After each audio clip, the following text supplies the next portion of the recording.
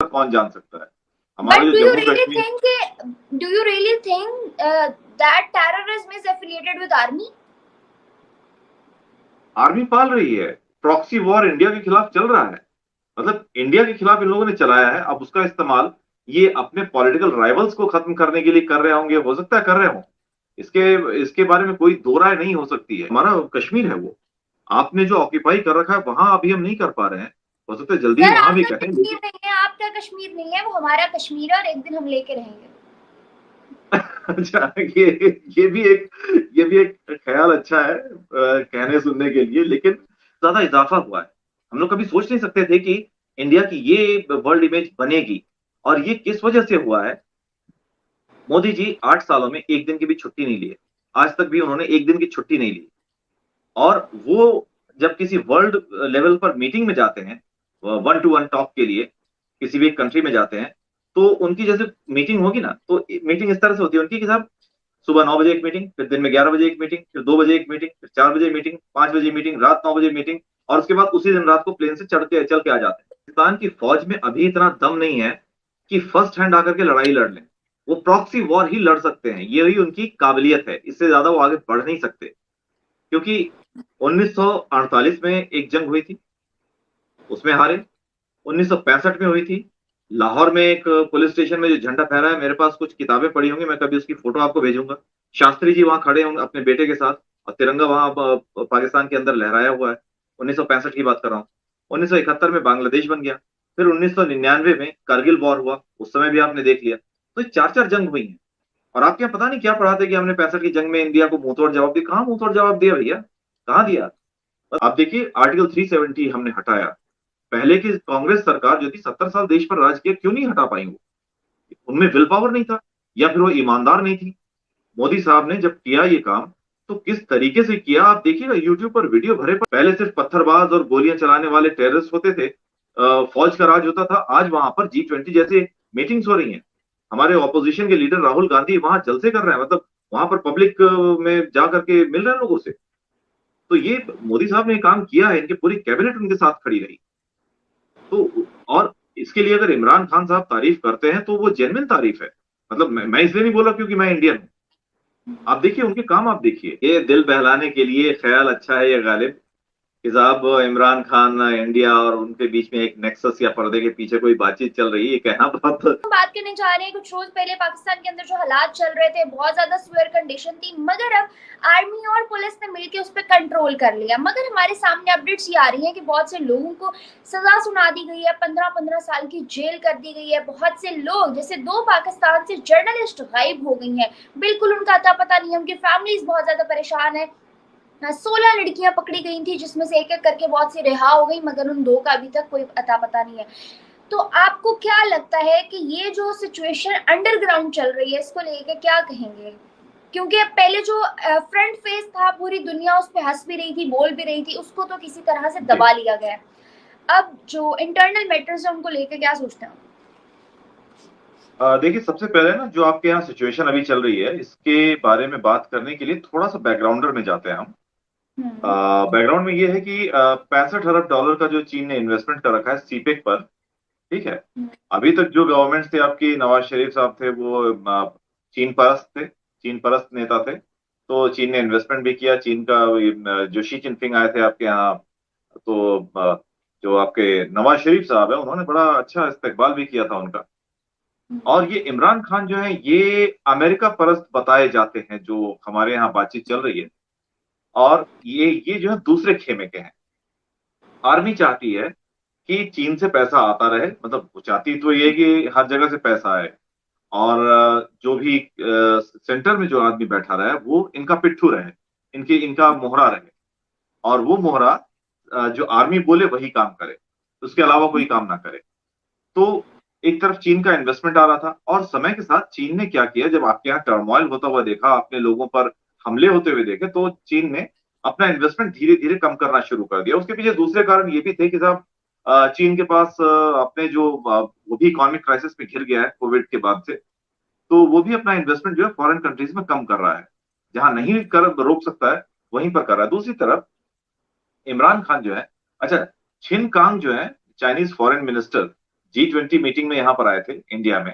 उसके बाद वो पाकिस्तान गए, पाकिस्तान जाके बिलावल भुट्टो के साथ कोई मीटिंग की उन्होंने, और उस मीटिंग के सिर्फ 48 घंटे, 48 से 50 घंटे होंगे, उसके बाद ये सारा ड्रामा क्यों शुरू होता है?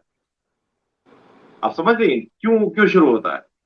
भाई, इमरान खान अमेरिका परस्त है, चीन को लगा होगा, जो हम लोगों का अजम्पशन है यहाँ पर इंडिया में, जो मैं जिन सर्कल्स में बात करता हूँ और जो जिस तरह से हम लोग नजर बना के रखते हैं पाकिस्तान के मामलों पर, उसमें होता यह है कि छिनकांग और चाइना नहीं चाहता है कि पाकिस्तान में जहां पर चीन ने इतना सारा इन्वेस्टमेंट किया है, वो पाकिस्तान चीन के हाथ से निकल के पाकिस्तान के हाथ में चला जाए। ठीक है, ये सारी जो कवायद है, मैं जो जिस नजरिए से देख रहा हूं इसे, उसके पीछे वजह सिर्फ यही है कि अब ये जो बैटल ग्राउंड है ना पाकिस्तान, इसके जो दो योद्धा हैं, जो दो शमशीर लेकर के खड़े हैं हाथों में, एक तरफ चीन है, दूसरी तरफ अमेरिका है। चीन जो है अमेरिका की जगह वर्ल्ड पावर के तौर पर लेना चाहता है, जबकि वो तैयार नहीं है। और खैर, इस समय वो एक अलग चीज हो गया, लेकिन पाकिस्तान बैटल ग्राउंड बना है, और उसी के चलते ये जितनी भी मारामारी हो रही है आपके यहाँ, वो इसी वजह से हो रही है, और कोई वजह नहीं है इसकी। सर, पाकिस्तान के एक इन्फ्लुएंसर की जानिब से ये सुनने को मिला कि पाक आर्मी जो है वो टेररिज्म का गढ़ था, मगर हमेशा से वो ये बात जानते हैं और बहुत से लोग भी ये बात जानते हैं, मगर अब जो पाक आर्मी ने किया है वो बिल्कुल भी एक्सपेक्टेड नहीं था। उस इन्फ्लुएंसर का ये बयान है, इस पे क्या कहेंगे, जिसको बहुत ज्यादा हाईलाइट किया है इंडियन चैनल्स ने, हर हर चैनल के ऊपर ये जो है हाईलाइट बन के चली है कि पाकिस्तानी इन्फ्लुएंसर ने ये बात कही है। शयान अली उनका नाम है। पाकिस्तान में जो टेररिस्ट की आप बात कर रही है ना, कि पाकिस्तान में टेररिस्ट, देखिए टेररिस्ट जो है पाकिस्तान में, वो इंडिया से बेहतर कौन जान सकता है।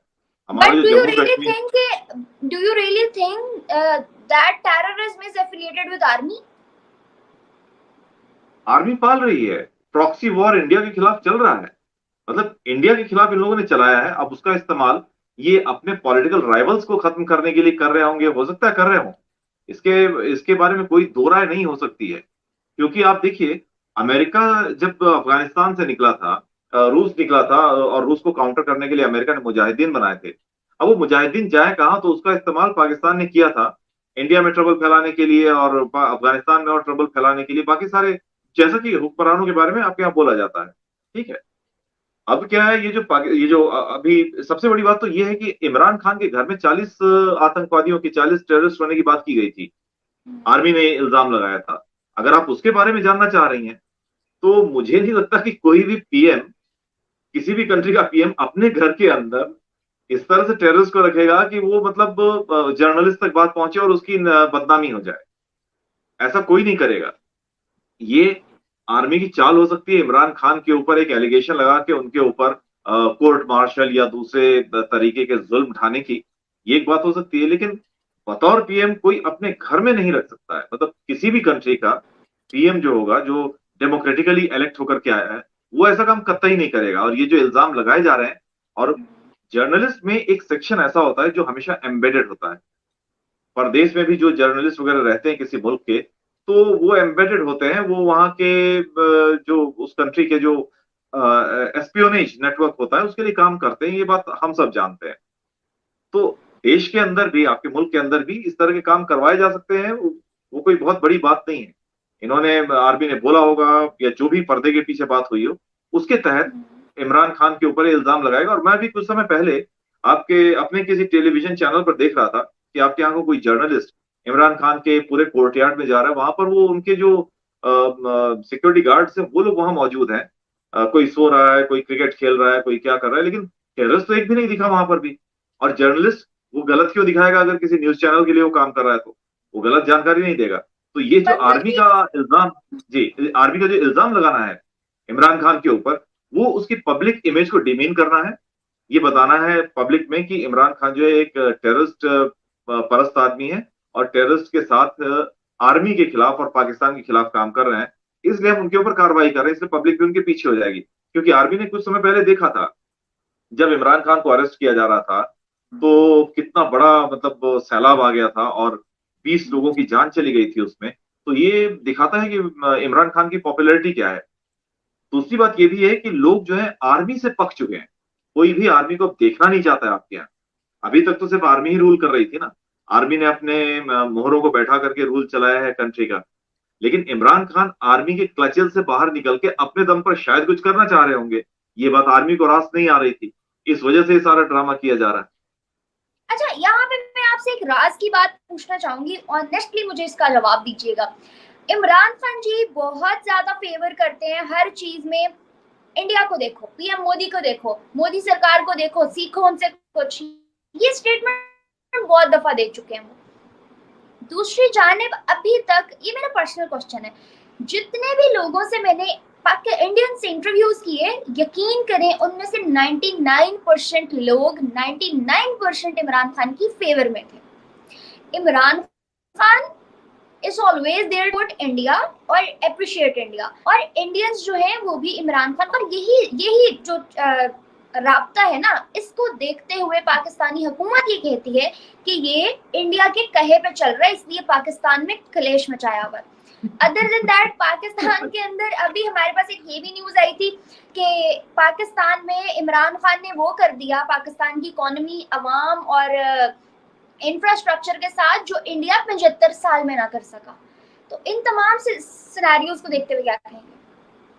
देखिए, ये दिल बहलाने के लिए ख्याल अच्छा है ये गालिब, कि साहब इमरान खान इंडिया और उनके बीच में एक नेक्सस या पर्दे के पीछे कोई बातचीत चल रही है, ये कहना बहुत मतलब हम तो खुश होंगे कि भैया एक पड़ोस के मुल्क का, जो कि हमारा दुश्मन मुल्क है, उसका पीएम हमारे कहे पर चल रहा है और वो हमारी तारीफें कर रहा है, तो सुनने में तो बहुत अच्छा लगता है। लेकिन ये अगर आप सही मायने में देखें तो इसका कोई वजूद है नहीं, इसके पीछे कोई कारण है नहीं, अगर आप ये जानना चाहती हैं। और दूसरी बात ये कि जो मोदी की वो तारीफ कर रहे हैं, मोदी की तारीफ आज पाकिस्तान ही नहीं कर रहा है, मोदी की तारीफ आज दुनिया कर रही है। अभी कुछ समय पहले एक सर्वे हुआ था, मैं पढ़ रहा था, उसमें 78 पॉइंट्स लेकर के मोदी नंबर 1 थे वर्ल्ड लीडर्स में, जहां पर ये आपके पुतिन भी हैं, जहां पर बाइडेन भी हैं, जहां पर शी जिनपिंग भी हैं, टर्की के एर्दोआन भी हैं।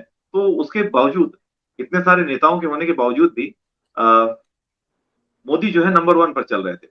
और उन्होंने इकोनॉमी, जो इंडियन इकोनॉमी है, उसे तो बहुत बेहतर किया है। साथ में पिछले 8 वर्षों में अगर आप देखें तो इंडिया का जो वर्ल्ड इमेज है उसमें बहुत ज्यादा इजाफा हुआ है। हम लोग कभी सोच नहीं सकते थे कि इंडिया की ये वर्ल्ड इमेज बनेगी, और ये किस वजह से हुआ है। मोदी जी 8 सालों में एक दिन की भी छुट्टी नहीं लिए, आज तक भी उन्होंने एक दिन की छुट्टी नहीं ली। और वो जब किसी वर्ल्ड लेवल पर मीटिंग में जाते हैं, 1 to 1 टॉक के लिए किसी भी कंट्री में जाते हैं, तो उनकी जैसे मीटिंग होगी ना, तो मीटिंग इस तरह से होती है उनकी कि साहब सुबह 9 बजे एक मीटिंग, फिर दिन में 11 बजे एक मीटिंग, फिर 2 बजे एक मीटिंग, फिर 4 बजे मीटिंग, 5 बजे मीटिंग, रात 9 बजे मीटिंग, और उसके बाद उसी दिन रात को प्लेन से चल के आ जाते हैं। हमारे जो फॉरेन मिनिस्टर है एस जयशंकर साहब, उन्होंने भी एक बार बोला था किसी मैं उनके वीडियो देख रहा था, तो उन्होंने बोला था कि किसी कंट्री में वो लोग जा रहे थे, तो उनका 5 दिन का दौरा था, तो बोलते 3 रातें तो उन्होंने प्लेन में ही सो करके बिताई हैं। मतलब वो जब ट्रेवल कर रहे हैं उस समय प्लेन में सो गए, उठे, कपड़े चेंज किए, जाके मीटिंग हुई, एक मीटिंग हुई, 2 मीटिंग, एक एक दिन में 3-3 4-4 मीटिंग्स उन्होंने की। और जबकि हमारे पहले के पीएम जो जाते थे, वो एक मीटिंग आज होगी, दूसरी मीटिंग कल होगी, तीसरी मीटिंग परसों होगी, उसके बाद एक दिन हम आराम करेंगे। और जर्नलिस्ट को अपने प्लेन में भर भर के ले जाते थे, प्राइवेट चैनल के जर्नलिस्ट को उन्हें महंगे गिफ्ट दिए जाते थे, उन्हें शराब की बोतलें दी जाती थी। इसलिए जर्नलिस्ट पहले के पीएम्स के बारे में बहुत अच्छा अच्छा लिखते थे, और मोदी की इतनी बुराई भी करते थे। मोदी की बुराई इसलिए कर रहे हैं क्योंकि मोदी साहब किसी को, मतलब दूरदर्शन जो हमारा सरकारी टेलीविजन चैनल है, उसके जर्नलिस्ट को ही बस लेकर के जाते हैं। बाकी अगर आपको आना है प्राइवेट चैनल से, आप तो अपने खर्चे पर आइए, हम नहीं लेके आएंगे आपको।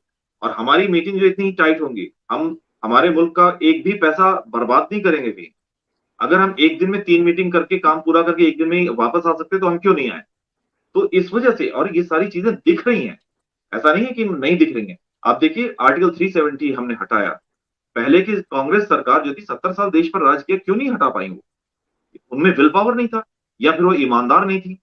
मोदी साहब ने जब किया ये काम, तो किस तरीके से किया आप देखिएगा, यूट्यूब पर वीडियो भरे पड़े हैं उसके कितने। जबकि जो हमारे राज्यसभा है ना, क्या बोलते हैं उससे अंग्रेजी में, अपर हाउस, अपर हाउस में हमारे उतने बीजेपी के उतने मेंबर्स नहीं है जितने लोअर हाउस में, लोकसभा में है।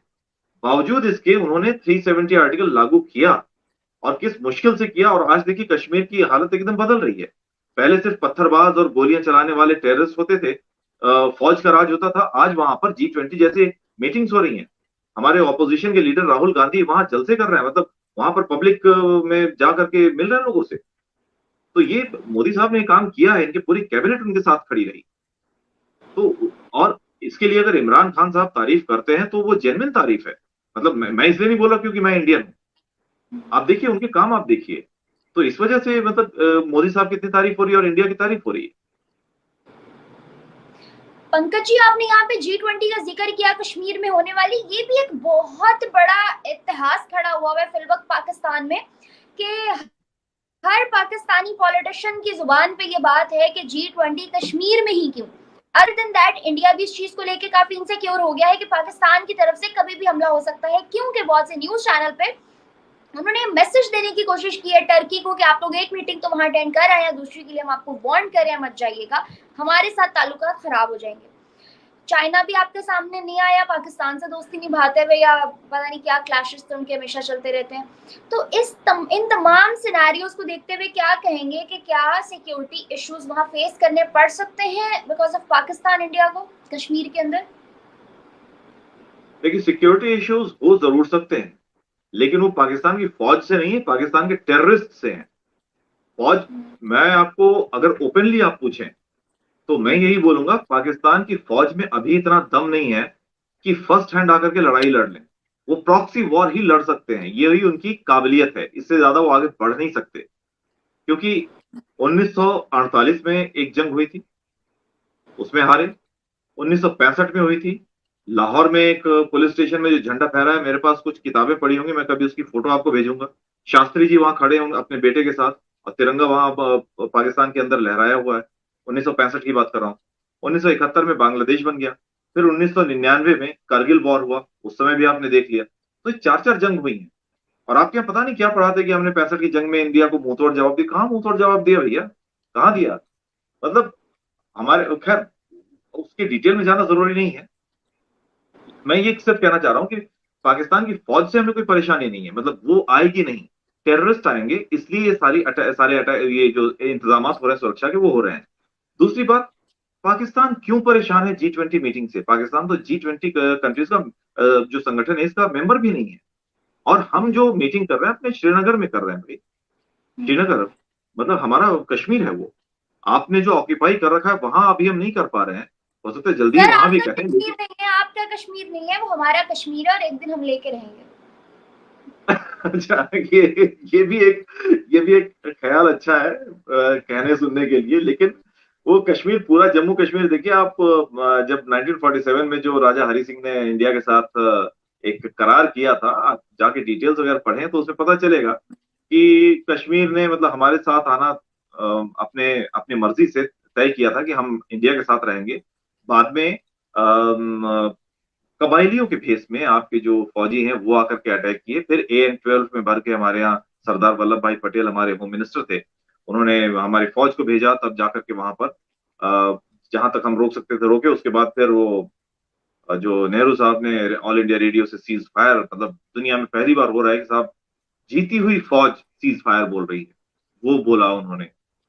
ये सबसे बड़ा, मतलब मैं क्या बोल रहा हूँ, इसे बेवकूफी ही कहा जाएगा और कुछ नहीं कह सकते। बट एनीवेज, G20 मीटिंग के अगर आप बात कर रहे हैं तो हम जो सुरक्षा के इंतजाम हो रहे हैं वहां पर, वो सिर्फ पाकिस्तान की तरफ से आने वाले टेररिस्ट के हो रहे हैं। दूसरी चीज, जो आपने टर्की की बात की, टर्की जो है हमारा दुश्मन था, वो भी आपका साथ दे रहा था जम्मू कश्मीर मुद्दे पर। यूनाइटेड नेशंस में चीन और पाकिस्तान के साथ एक मंच पर खड़ा था टर्की। लेकिन उसकी भी इकोनॉमिक कंडीशन देख लीजिए क्या है आज।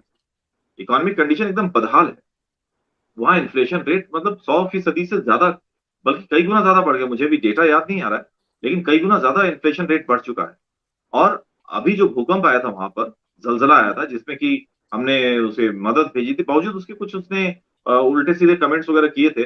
बट टर्की को भी समझ में आ रहा है कि पाकिस्तान के साथ होने से बेहतर है किसी राइजिंग इकोनॉमी के साथ चला जाए। मुझे जो मेरा असेसमेंट है वो ये है, एक राइजिंग इकोनॉमी के साथ। और सबसे बड़ी बात है, देसी जबान में जो हमारे यहाँ बोला जाता है, पैसा बोलता है ना? तो जब आपकी मईशत अच्छी होती है, जब आपकी इकोनॉमी माली हालत अच्छी होती है, तो आप डिमांड नहीं करते, आप कमांड करते कई चीजों को। बिना बोले हुए बहुत सारे लोग आपका आपको आपको फॉलो करते हैं। तो टर्की को लग रहा होगा कि पाकिस्तान के साथ हमें कुछ नहीं मिलेगा, जो मिल रहा है मतलब इंडिया से मिल सकता है अगर हम इंडिया के फेवर में कुछ कुछ समय के लिए आ जाएं तो। पता नहीं वो फाइनली क्या करेंगे, मुझे नहीं मालूम। दूसरी बात, अर्दोआन के यहाँ भी ये इलेक्शन हुए हैं, लग रहा है उनकी गद्दी भी शायद जाने वाली है। उसका रिजल्ट अभी आया था, उसमें पता चला कि वो जो उनके ओपोनेंट थे वो शायद ज्यादा पावर पा रहे हैं। तो वो भी एक फेस सेविंग इनका एक्ट हो सकता है अर्दोआन का। घरेलू मोर्चे को भी संभालना है और बाहर भी अपना फेस सेविंग एक्ट करना है। और दूसरी चीज, इंडिया एक राइजिंग इकोनॉमी है, और यहाँ अगर श्रीनगर में कोई मीटिंग हो रही है, इससे पहले भी वो मतलब एक मीटिंग अटेंड अटेंड कर चुके हैं कश्मीर में। तो वो शायद इसी वजह से उन्होंने किया है कि भाई बेहतर होगा एक राइजिंग इकोनॉमी के साथ, राइजिंग कंट्री के साथ, और एक ऐसे पॉजिटिव कंट्री के साथ जो कि किसी दूसरे कंट्री का बुरा नहीं कर रहा है, उसके साथ रहना ज्यादा अच्छा है। सर आपको नहीं लगता हमेशा इंडियंस जो है वो पाकिस्तान को, पाकिस्तानियों को बुरा भला कहते हैं, तो कहीं ना कहीं प्रोपेगेंडा दोनों जानिब से चलता है? इंडियंस बुरा कहते हैं सिर्फ इतनी बात नहीं है। मैंने अब देखिए, आपके यहाँ से अगर टेररिस्ट नहीं आ रहे होते, कोई भी टेररिस्ट, हमारे पहले पंजाब में टेररिज्म फैलाया आईएसआई ने, फिर जम्मू कश्मीर में फैलाया, और एक जमाना ऐसा आ गया तो मुंबई पर अटैक हुआ, हमारे पार्लियामेंट पर अटैक हुआ, पार्लियामेंट तक पर अटैक किया। अगर आप सोचिए इसराइल पर, अगर हमारी जगह कोई इसराइल होता और आपने ऐसा किया होता, आपको यकीन है कि पता आपको सब कुछ सेफ रहता? आप कम से कम ये मानिए कि इंडिया इतना शांतिप्रिय कंट्री है, इतना पीस लविंग कंट्री है, बावजूद अटैक नहीं किया। चाहे आप कुछ भी बोल लें, आप बोले इंडिया डर गया या पीछे हट गया, आप बोल सकते हैं वो, लेकिन असल बात यह है कि हम नहीं चाहते कि अपने पड़ोसी के साथ झगड़ा करके रहें। अगर ऐसा चाहते तो आप सोचिए, जब आपका मुल्क बन रहा था उस समय ही हम कुछ ऐसा कर देते। इसराइल ने भी तो कुछ वैसा ही किया है ना, फिलिस्तीन का हालात देख लें। फिलिस्तीन ट्रबल क्रिएट करता रहता है और इसराइल एक सीधे सीधे बम फेंक देता है। तो अगर हम भी वैसे ही एग्रेसिव कंट्री होते हैं, असर्टिवनेस के साथ हम काम करते, तो आपका मतलब क्या हाल हो जाता, पाकिस्तान का क्या ये हाल होता तो अगर पंकज जी, आप टेररिस्ट। ये तो बस मैं पूरी एक चीज बोल दुनिया। रहा हूँ, एक चीज, बस एक चीज मैं बोल रहा हूँ। अगर आपके यहाँ से टेररिस्ट नहीं आते, तो देखिए आपके यहाँ से क्रिकेटर्स आ रहे थे हमारे यहाँ, आपके यहाँ से कव्वाल आ रहे थे, कव्वाली गाने, आपके यहाँ से फिल्म एक्टर्स आ रहे थे, आपके यहाँ से बिजनेसमैन हमारे यहाँ आ रहे थे, और कभी ऐसा नहीं हुआ कि हमने उनके साथ बुरा बर्ताव किया हो, बल्कि वो यहाँ से खुश होके गए। इवन हमारे यहाँ के लोग भी पाकिस्तान जाते हैं तो खुश होकर के वापस आते हैं। वो भी बोलते हैं भाई वहां की आवाम बड़ी अच्छी है, हमें बड़ा अच्छा लगा, बड़ी मोहब्बती आवाम है, इतना प्यार तो हमें कहीं और नहीं मिला जितना पाकिस्तान में जाके मिला। तो बस ये एक्ट अगर हट जाए कि साहब हम टेररिस्ट नहीं भेजेंगे, तो देखिए कितना मतलब आराम से हम लोग रहते हैं, कोई दिक्कत नहीं होगी उसमें। जी आप कुछ पूछ रही थी, मैंने आपको रोक दिया, बोलने नहीं दिया। मैं, मेरे दिमाग से बात निकल गई है। आप मेरे को पता नहीं, आपको कोई पॉइंट करने लगी थी काउंटर, उसके बदले में आप चुप बोल रहे थे। मैं सिर्फ यही बोल रहा था कि अगर ये जो अटैक्स वगैरह होते हैं ना, मतलब टेररिस्ट के अटैक्स हो रहे हैं, टेररिस्ट आ रहे हैं, तो ये चीज अगर नहीं हो तो उसके बाद दोनों देशों के संबंधों में बहुत अच्छा सुधार हो सकता है। और अभी देखिए, अभी जो आपकी पहले भी आपके यहाँ जो कभी टर्मोइल आया, आर्मी ने टेक ओवर किया या फिर इकोनॉमी आपकी डाउन हुई, उस समय फिर जैसे यहाँ से आलू प्याज टमाटर और वो जो घरेलू चीजें हैं, ग्रोसरी का सामान है, बाकी जो इंडस्ट्रियल गुड्स है, कैपिटल गुड्स है, कंज्यूमर ड्यूरेबल गुड्स है, नॉन ड्यूरेबल गुड्स है, ये सब जाना शुरू हो जाते थे। मोदी गवर्नमेंट ने क्या कहा भाई, हाँ बताएं। मैं आपको ये बोलने वाली थी कि आपने कहा कि इंडिया जो है अगर एग्रेसिव कंट्री होता तो इस तरह से होता, लेकिन इंडिया बहुत पीसफुल कंट्री है।